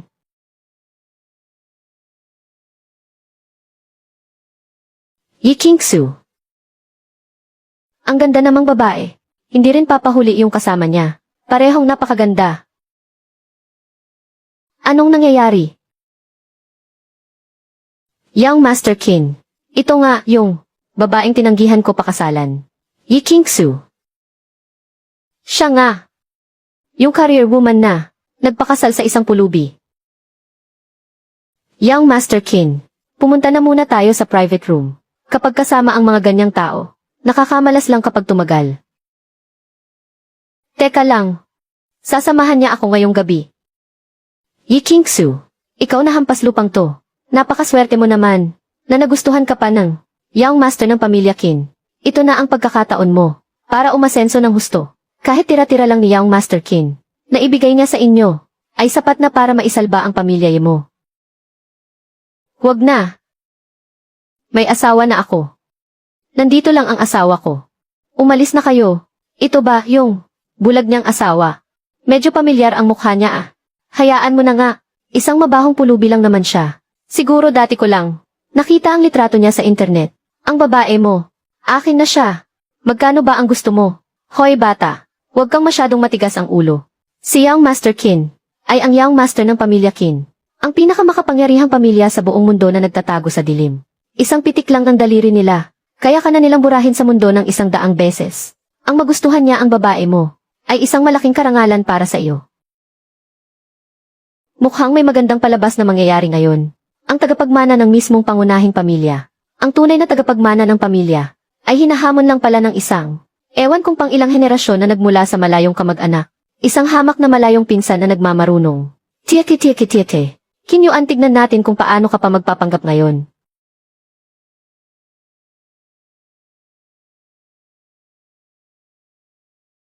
Kinfei, hindi ba? Pwede ba tayong mag-usap sa tabi muna? Sobrang pamilyar ng boses niya. Hindi ko alam kung saang sangay ka ng pamilya nagmula. Pero ang mga has na pag-interesan ang babae ni Qin Yuan. Ang buhay mo ba ay mas matatag pa ba kaysa kay Kindos? Yi Qin. Ikalawang Master Qin. Teka muna, ano nga ulit ang sinabi niya? Qin Yuan ang pangalan niya. Qin Yuan. Siya ba ang taong iyon, na sa loob lang ng kalahating taon, ay nagpabagsak at pumatay kay ikalawang Master Qin, at pinilit ang buong konseho ng mga nakatatanda, na yumukod sa kanya si Qin Yuan. Tumigil kayong lahat kung ayaw ninyong mamatay. Young Master Qin, isa lang naman siyang bulag na pulubi, kaya huwag kayong magpapaloko sa kanya. Manahimik ka, Zhao Yan, hindi ba? Kung gusto mong mamatay, huwag mo akong idamay, kahit ang napakamakapangyarihang ikalawang Master Qin ay napatay niya. Ano pa kaya ako na isang malayong kamag-anak lang ng pamilya Qin? Isang tingin lang nila, kayang-kaya na akong tirisin. Layas, Qin Yuan. Huwag mong akalaing dahil Qin din ang apelyido mo, ay hindi ka nagagalawin ng pamilyang Qin. Ang lakas ng loob mong pagbantaan si Master Kinfei. Kahit 10 buhay pa ang mayroon ka, hindi pa rin sasapat para maligtas ka. Zhao Yan, subukan mo pang magsalita ng kahit isang salita. Sisiguraduhin kong mababang karote ang buong pamilya Zhao. Senyorito Qin, teka lang, hintayin mo ako. Sila. Bakit bigla silang umalis? Lagot na, mukhang nagkakaproblema na. Baka nagdududa na si Xur. Ang kayanin niyang mag-isa, napatakbuhin ang Yi-group, nang ganoon katagal, ay siguradong hindi lang dahil sa swerte.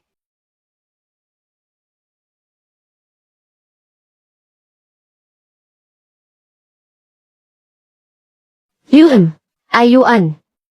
Mayroon ka ba ang na kahit anong bagay na tinatago sa akin? Kasi patay na, yari na talaga ako. Malaking problema talaga ito.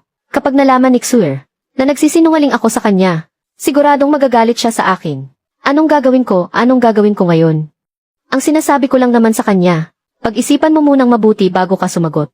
Ang pinakaayaw ko sa lahat ay ang sinisinungalingan ako.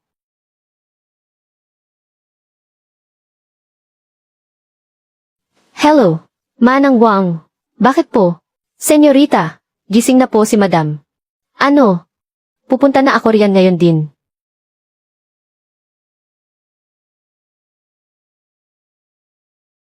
Xur, sasamahan ka naming pumunta roon.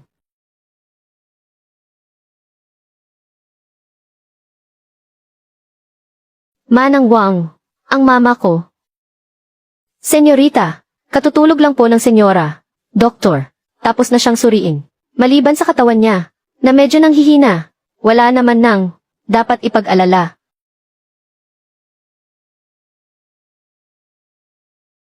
Opo. Dumating ba si Xur?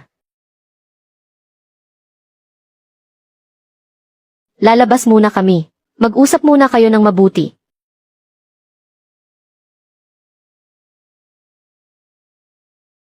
Naisip mo na ba kung paano magpapaliwanag?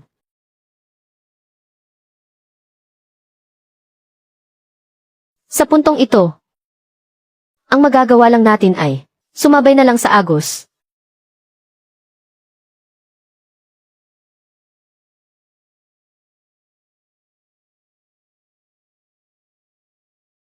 Senyorito, sa pamilya, mayroon bang nagangalang Kinfei? Opo, senyorito. Kinfei, konseho ng mga elders, apo ng pangalawang elder, pang-74 sa pamilya, na tagapagmana sa linya. Sabihin mo sa pangalawang elder, sa loob ng 10 minuto, bigyan niya ako ng paliwanag.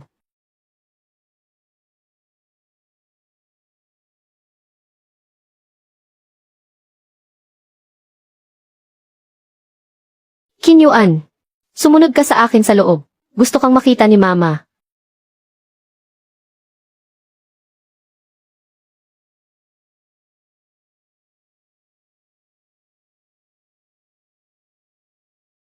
Siya. Mama.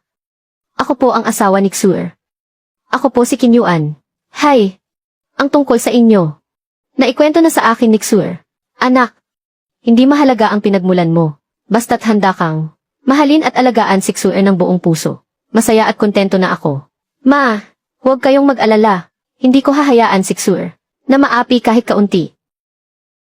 Medyo pagod na ako. Umuwi muna kayo.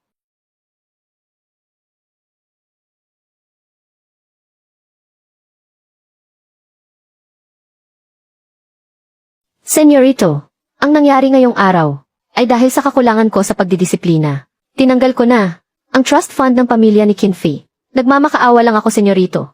Alang-alang sa mga nagawa ko para sa pamilya at sa paglilingkod ko ng buong buhay ko. Bigyan niyo po siya ng pagkakataong mabuhay. Mula noong nangahas siyang pagnasaan. Si Xue, itinuring na siyang patay na tao. Pero, maaari ko kayong bigyan ng isang pagkakataon. Kung magagawa niyo itong samantalahin, nasa sa inyo na iyon.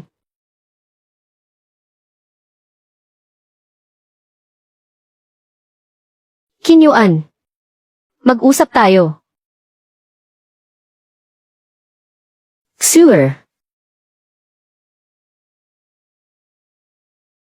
hindi ko gustong pinagsisinungalingan ako. Kung balak mo pa ring magpatuloy sa pagsisinungaling sa akin, kung ganoon ay wala na tayong dapat pag-usapan pa.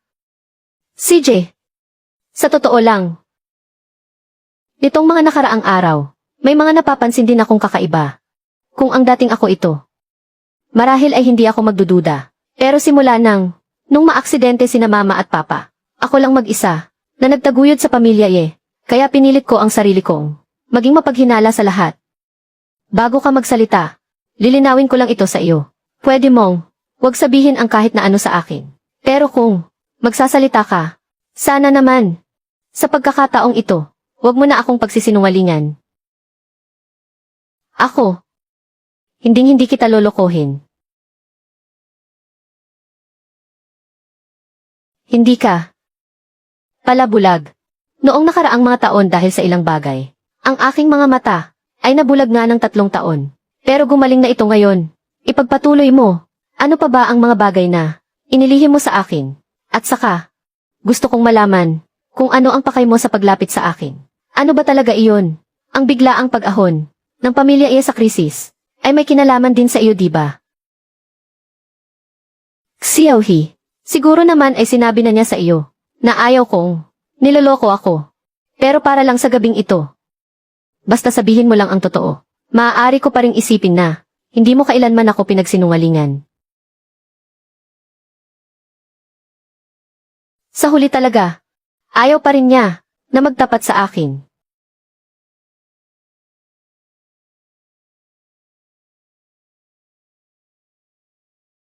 Naaalala mo pa ba ang bagay na ito? Ito. 10 taon na ang nakalipas. May iniligtas kang tao.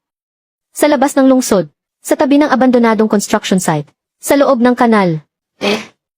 Ikaw nga. Tungkol sa mga bagay sa akin. May ilang bagay na hindi ko pa kayang sabihin sa iyo sa ngayon, para sa sarili ko, at saka, para na rin sa kaligtasan mo. Mayroon pa ba na kahit anong bagay na hindi nating dalawa kayang harapin nang magkasama? Nagpanggap akong pulubi sa lungsod ng Mudu at nagtago sa paligid para lang maghanap ng isang tao, isang napakadelikadong tao, hanggat hindi paligtas ang lahat. Ayokong malagay ka sa panganib. Pero, Xue, ang tanging masasabi ko lang ay ito lang muna. Pero sana ay magtiwala ka sa akin kapag dumating na ang tamang panahon at handa na ang lahat ng ito ay sasabihin ko sa iyo. CJ, naniniwala ako sa iyo. Kung sino ka man, kung saan ka man nanggaling, at ang buong pagkatao mo, hindi ko natatanungin pa. Pero, pwede mo bang sabihin sa akin, ikaw at si Xiaohi, ano ba talaga ang relasyon nyo? Siya. Kayong dalawa. Ang isa ay asawa ko, at ang isa naman ay matalik kong kaibigan. Pareho kayong pinakamahalagang tao sa buhay ko. Ayokong magtulungan kayong dalawa para lokohin ako.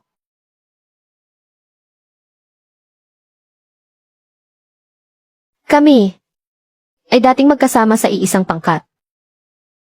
Miyembro ng pangkat. Wala ba siyang naikwento sa iyo? Ang sabi lang niya, Nasa ibang bansa siya. Siguro. Ayaw lang niya na mag-alala ka. Ano ba talaga ang ginagawa niyo roon? Sa Grey Country kami. Ay magkasama. Sa iisang pangkat. Napakadelikado. Sa lugar na iyon. Ang pamilya ni Xiaohe. Nitong mga nakaraang taon ay mabilis. Ang pag-asenso. Mas malakas pa nga sila. Kaysa sa pamilya Ye. Bakit kailangan pa niyang pumunta sa ganoong kadelikadong lugar? Hulaan mo. Kung bakit, ang pamilya Luo, nitong mga nakaraang taon, ay biglang umangat. Si Lu King, na may alias na Nightingale, ay miyembro ng aking pangkat. Marami kaming pinagsamahang misyon. May tuturing na magkasangga sa buhay at kamatayan. Kayo, sila nang matalikong kaibigan, ang magkasintahan. Saka, itong tomboy na ito, hindi ko talaga kasundo. Ano? Ang ibig mong sabihin, may boyfriend na si Xiaohe. Itong pasaway na ito talaga. Isinama pa naman kita, para makita siya, tapos may boyfriend na pala siya. Nang hindi man lang, nagsabi sa akin. Tatawagan ko siya, ngayon din, para papuntahin niya rito ang lalaki. Gusto kong makita, kung sino ba talaga ang lalaking iyon, na nakuha ang puso ng best friend ko. Qin Yuan. Siya. Hindi makakarating. Minamaliit mo naman masyado ang pagkakaibigan namin ni Xiaohe. Noon nga, nung nagpanggap ka, na bulag, isinama pa rin kita, para makita siya. Ang boyfriend niya, patay na. Namatay siya para iligtas ako.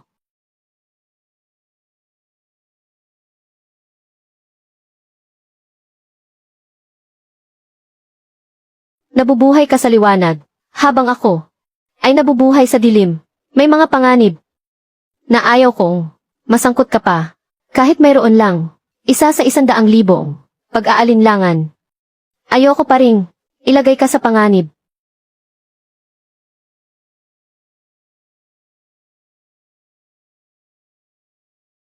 Kaya naman, ibinunyag mo ang lahat ng tungkol sa akin.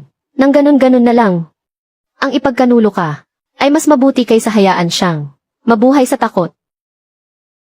Napakagaling mo talaga, Qin ka. Talagang nagkamali akong magtiwala sa mga kalokohan mo. Kung alam ko lang, na hindi ka pala maaasahan. Sa unang araw pa lang ng pagkikita natin, dapat ay sinunog. Nakita, malapit na ang anibersaryo ng kamatayan ni Xiao. Pagkatapos maayos, ang mga bagay dito, kami ni Xuer, ay sasamahan ka, nadalawin siya. Mabuti naman at may konsensya ka pa. Tungkol naman sa Haitian Feast, tinulungan kitang mag-isip ng magandang paraan. Pagdating ng oras na iyon, hindi pupunta roon si Xuer.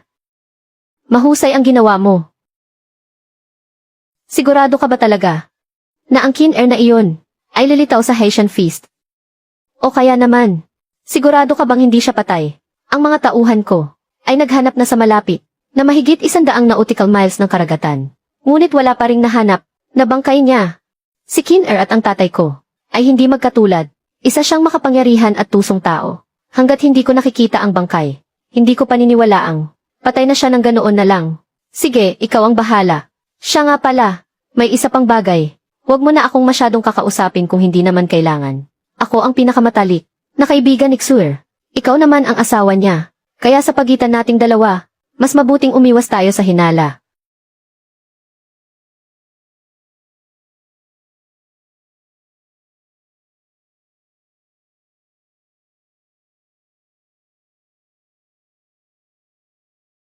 Qin Yuan. Dahil sa iyo napahamak ang pamilya Zhao, hindi kita palalampasin. Kapag naglakas loob ka pang magpakita sa harap ko, pagsisihan mong nabuhay ka pa.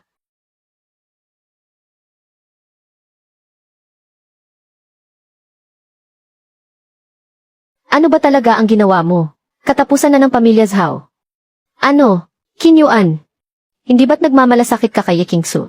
Tingnan lang natin, kapag nalaman niya na ang sarili niyang lalaki at ang pinakamatalik niyang kaibigan ay palihim na nagkikita sa gitna ng gabi, kung mapapatawad ka pa ba niya? Senyorito, Ganyan po ang mga naging detalyadong plano. Gawin ninyo kung ano ang binalak ninyo. Ang mga matatandang iyon sa konseho ng pamilya. Nasisiraan na ba sila ng bait? Para sa napakaliit na bagay na ito. Kailangan pa ba talaga akong pumunta rito ng personal para lang asikasuhin ito? Handa na ba ang lahat? Handang-handa na po ang lahat. Oras na magpakita si Kinner. Siguradong mamamatay siya, magaling. May isa pa po palang bagay, senyorito. Sa katunayan sa gaganaping Haitian Feast. May ilang plano ring inihanda ang inyong ama. Balak niyang sa mismong Haitian Feast na ito ay ibigay sa iyo. Pasok po kayo.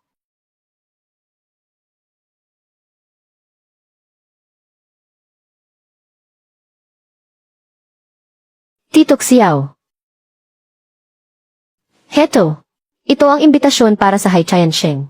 Pwedeng magsama ng isang kapamilya. Sir, balak sana kitang isama doon. Ako po, ang pamilyang Nye. Kahit nalagpasan na natin ang matinding krisis ngayon. Pero para sa iyo, kung gusto mong maibalik ang pamilyang Ye sa rurok ng tagumpay, mahaba habang lakbayin pa ito.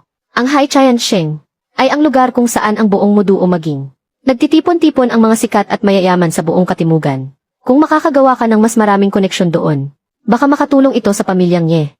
Maraming salamat po, Tito Xiao. Walang anuman noong naghihirap pa ang pamilyang Xiao. Kung hindi dahil sa tulong ng mga magulang mo, wala sanang Xiao Weigo ngayon.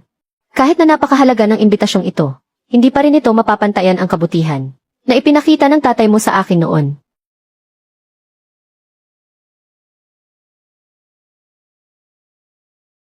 Boss Xiao, kumusta ka na? Ang tagal nating hindi nagkita. At sino naman siya? Siya ang pamangkin ko na si Ye Qingsu. Ye Qingsu mula sa pamilyang Ye ng Mudu.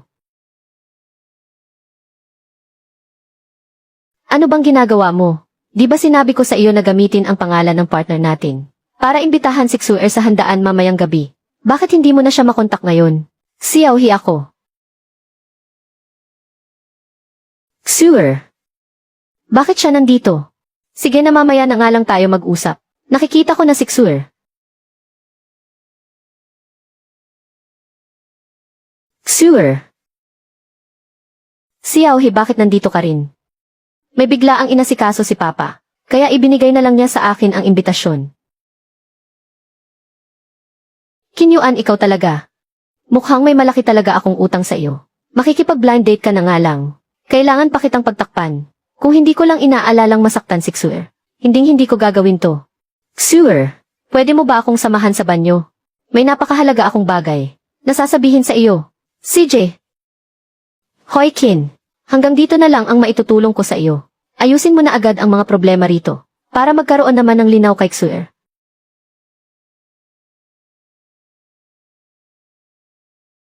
Ano ba ang gusto mong sabihin sa akin?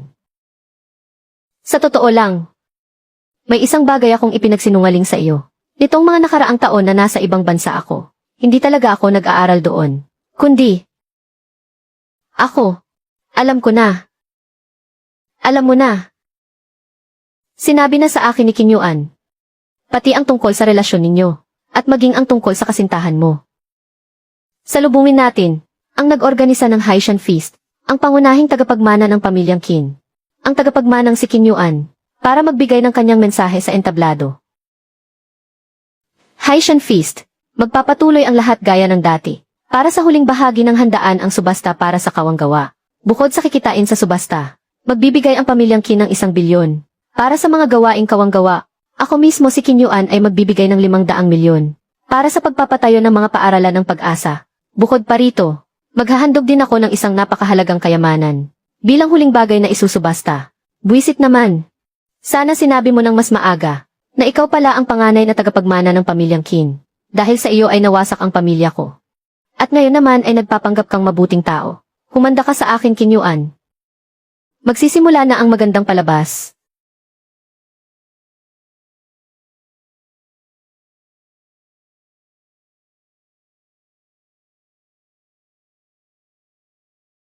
Kinyuan. Halika rito. Gusto ko lang sabihin sa iyo ng formal. Siya si Nangong Yueyan. Ang panganay na anak ng pamilyang Nangong. At pagkatapos ng masusing pag-iisip ko, siya ang pinili kong magiging asawa mo. Ginoong Qin Yuan, ikinalulugod kong makilala ka. Loko kang bata ka. Sa harap ng napakaraming tao rito. Tingnan lang natin kung kakayanin mo kayang hiyain ako bilang pinuno ng pamilya. Ginoong Qin, hayaan mong ipakilala ko ang aking sarili. Ako.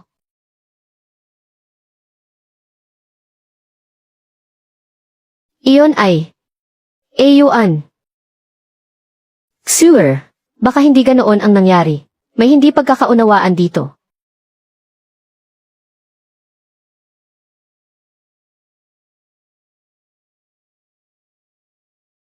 Xuer, baka ang nangyari ay hindi mo akalain no. Ang best friend mo at ang asawa mo ay patagong nagkikita sa kalagitnaan ng gabi. Tieke. Ganyan mo siya itrato. Itinatago niya ang lahat sa iyo at walang sinasabi. At nakikipagrelasyon pa sa best friend mo. Xiao, hindi, Miss Lu. Paano mo ipapaliwanag ito ngayon? Hindi ganyan ang nangyari. Xuer, pakinggan mo muna ang paliwanag ko. Paliwanag, ano pa ba ang dapat ipaliwanag? Pare-pareho kayong mga sinungaling.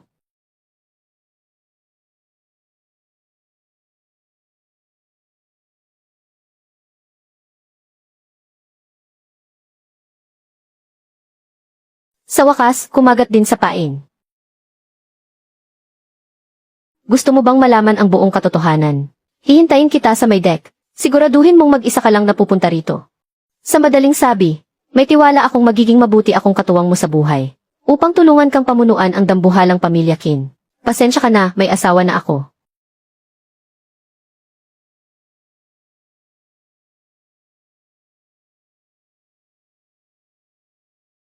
Qin Yuan. Sinabi ko na sa iyo, ang tungkol sa inyo ng Yekingsu na iyan. Hindi ako papayag, pati ang pamilya ay hindi rin papayag. Akala mo ba kapag gumawa ka ng malaking gulo, ay susuko na ako sa gusto mo? Pagdating sa kasal, mula pa noon magulang na ang nagpapasya, at sinusunod ang kasunduan. Qin Yuan, huwag kang sumobra. Kung gusto mong magpakasal, kailangan mong sundin ang mga plano ko para sa iyo. Ang makipag-isang dibdib sa pamilya Nangong. Qin Yuan, naku po, masamang balita. Si Xuer siya ay. Anong nangyari? Anong nangyari kay Xuer? Iyon nga ang nangyari. Hindi ba sinabi ko na sa iyo, na huwag mo siyang dadalhin dito? Hindi ako si Xiao Weigo ang nagdala sa kanya rito. Hindi ko rin naman inaasahan na mangyayari ito. Naku naman, hindi ito ang oras para pagtalunan iyan. Kailangan nating mahanap agad si Xuer. Baka kung anong masamang bagay ang magawa niya. Huminto ka riyan. Qin Yuan, kapag nangahas kang umalis ngayon, huwag ka nang babalik pa sa pamilya Qin.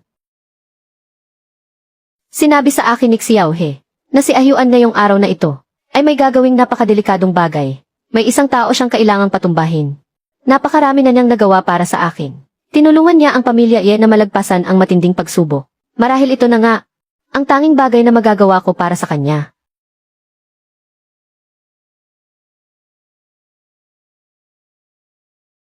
Qin Yuan. Sa pagkakataong ito ako ang nanalo. Kahit na ikaw pa ang panganay na anak ng pamilya Qin. Ano naman ngayon? Hindi ba mahal mo si Yekingsu? Titingnan ko nga kung ano ang magagawa mo. Anong handa mong isakripisyo para sa buhay ng babae mo?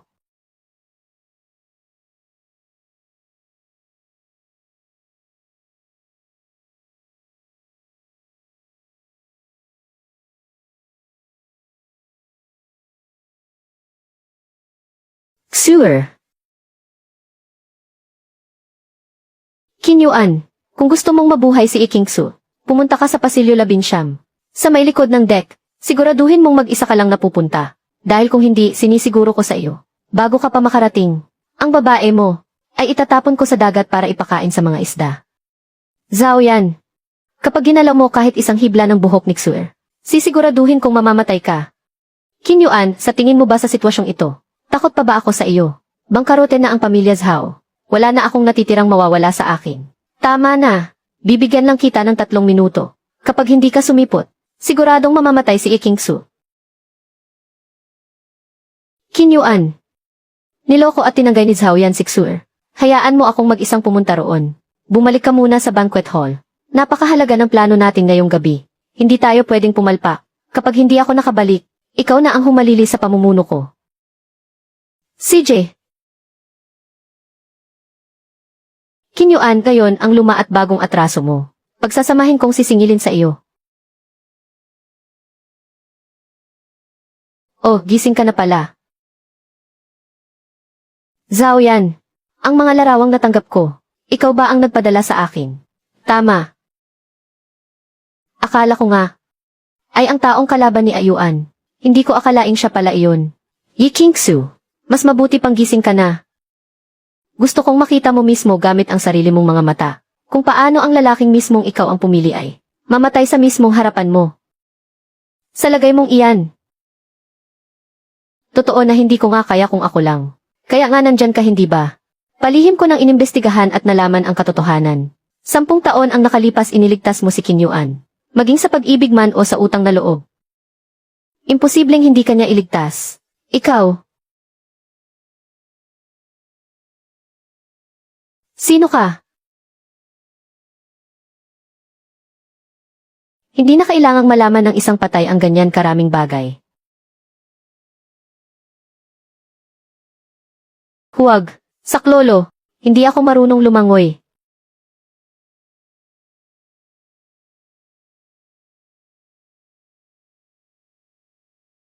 Ang walang silbing si Zhao Xing. Sa hindi inaasahang pagkakataon ay nakagawa ng isang kapaki-pakinabang na bagay. Ikaw nga ang taong hinahanap ni Ayuan. Ako nga. Binalak ko sanang magtago sa bulwagan ng handaan at hintayin ang mga tauhan ko na makipagtulungan sa akin. Pero si Zhao Yan, dahil nalinlang kanya palabas, mas naging madali ito para sa akin. Matagal ko nang alam na may nagligtas kay Kim Yuan 10 taon na ang nakalipas. Hindi ko lang inaasahan na ganito kalalim ang tadhana ninyong dalawa. Pero saktong-sakto dahil mahal na mahal kanya higit pa sa sarili niyang buhay. Kaya titingnan ko kung anong klaseng sakripisyo ang handa niyang gawin para lang sa buhay mo. Subukan mo lang siyang saktan.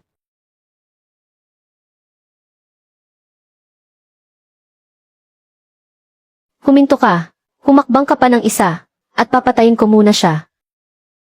Ayuan. Xur, huwag kang matakot, ililigtas kita agad. Ililigtas siya. Kim Yuan, ang kakayahan mo ay hindi naman ganoon ka lamang sa akin. Kahit na hindi kita matalo, bago ka pa makakilos ay mapapatay ko na siya. Nang napakadali lang talaga. Anong gusto mong mangyari? Hindi ko talaga maintindihan. Ang isang taong may ganoon kalinaw na kahinaan. Paano ako matatalo sa mga kamay mo? Pero sa bagay, bale wala na rin iyon. Kung gusto mong mabuhay ang babae mo, gusto kong ibalik mo sa akin ang lahat ng nawala sa akin. Ibalik mo ang lahat ng iyon.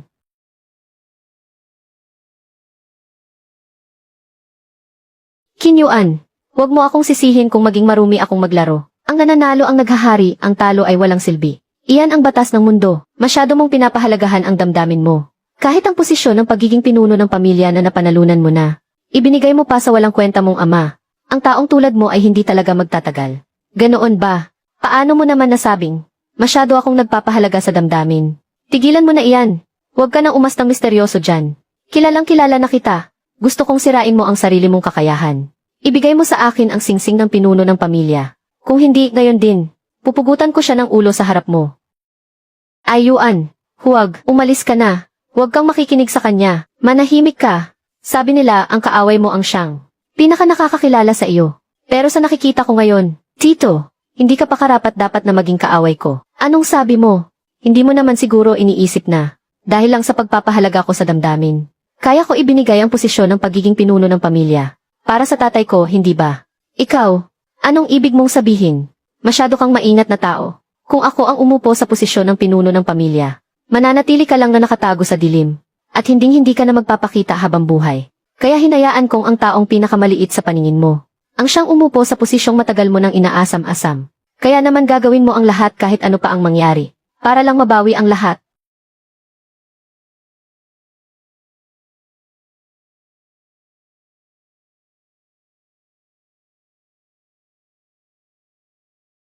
Tungkol naman sa kanya, humakbang ka pa ng isa, papatayin ko siya ngayon din. Ikaw, huwag mong sabihing inakala mo talaga na ako na nag-iisang tagapagmana ng pamilya Qin ay magkakagusto sa isang babaeng galing lang sa maliit na pamilya. Pasensya ka na, matagal ko nang alam na buhay ka, at patagong nagtatatag ng sarili mong puwersa. Ang lahat ng nakikita mo ay bahagi lang ng palabas na inihanda ko para sa iyo. Impossible. Nagsisinungaling ka sa akin. Sige, saksakin mo siya. Tingnan mo kung masasaktan ba ako kahit kaunti. Qin Yuan, huwag kang magpanggap dyan. Hindi ako mahuhulog sa patibong mo. Tingnan mo nang mabuti ang panganay na anak ng pamilya Nangong. Siya ang tunay na mapapangasawa ko ni Qin Yuan. Talaga bang naging assuming lang ako sa sarili ko? Sa simula't simula pa lang si Yuan, ginamit lang niya ako bilang piyon.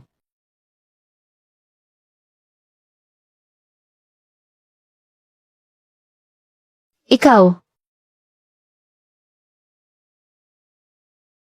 Patayin siya. Opo. Sir, maayos ka lang ba? Ako. Ang mga bagay tungkol sa akin ay hindi na kailangang ipag-alala pa niya ang Master Qin. Basta siguraduhin mo lang na ang bayad sa paggamit mo sa akin ay maibibigay mo ng buo. Bakit sa tingin ba niya ang Master Qin ay nakakatuwang paglaruan ako? 4 na lihim na bantay ng Tiandik Suan Huang. Chayan, bumabati po sa inyo Young Master at Young Mistress. Ang lahat ng sinabi ko kanina ay para lang linlangin si Qin. Ikaw talagang munting makulit ka. Bakit mo naman siniseryoso agad, Zero? Ikaw, Qin Yuan. Ikaw, tao mo pala si Nangong Yuan. Pa, sinabi ko na sa inyo, ang tungkol sa kasal ko, hindi kailangang pakialaman ng kahit sino. Ang lumang kultura ng arranged marriage na iyan, matagal nang lipas sa panahon. Kayo, kung walang magiging aberya, malapit na ring magising si Tito Ye. Kapag nagising na sila, magdaraos ulit tayo ng isa pang kasal. Gusto kong malaman ng buong mundo na ikaw ang asawa ni Qin Yuan. Naku, huwag mo nga akong bulahin. Napakarami mong itinago sa akin. Kailan ko ba sinabing pinapatawad na kita? Huwag naman ganyan. Asawa ko. Napilitan lang din naman ako. Baka naman pwede mo pa akong bigyan ng isa pang pagkakataon. Depende na lang yan sa ipakikita mo. Hindi nga madali ang lahat. Hinanap ng batang amo si Senyorita. Sa wakas matapos ang 10 taon ay nagkatuluyan din sila. Kasal ng matalik mong kaibigan ngayon. Dapat masaya ka. Bakit nagpapakalunod ka sa alak dyan? Sino bang nagsabing hindi ako masaya? Masayang masaya nga ako. Hindi tulad mo, na napakaraming taon nang humahabol kay Kapitan. Pero sa huli ay wala pa ring napala. Pa, napag-isipan ko na ng mabuti. Wala talaga akong kakayahan para mamuno sa pamilya. Ngayong patay na ang ikalawang ginoo ng pamilya Qin. Wala na rin ang pinakamalaking banta sa iyo. Mula sa araw na ito ang pagiging pinuno. Ay ikaw pa rin dapat ang gumanap. Ito rin ang kagustuhan ng konseho ng mga nakatatanda sa angkan. Loko kang bata ka. Ngayong beses, ang tatay mo naman ang nanalo. Pagkapasok pa lang ni King Su sa pinto natin. Siya na agad ang magiging ginang ng pamilya Qin. Tingnan mo. Sabi ko naman sa iyo na hindi siya magiging batang ginang ng pamilya Qin. Kaya kailanman ay hindi talaga siya magiging ganoon.